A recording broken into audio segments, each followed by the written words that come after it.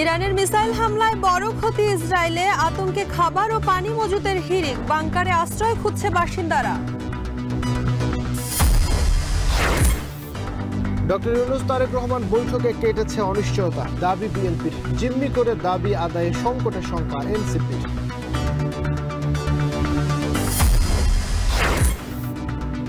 ঢাকা টাঙ্গাইল মহাসড়কে যানজটে দুর্ভোগ চরমে, ঢাকায় ফিরতে ট্রেনের ছাদে যাত্রীরা, ভোলায় লঞ্চ সংকটে দীর্ঘ অপেক্ষা।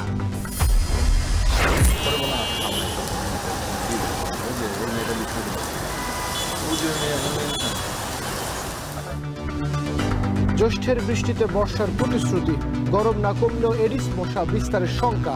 জোয়ার বৃষ্টির পানিতে ডেঙ্গুর হটস্পট বরগুনা।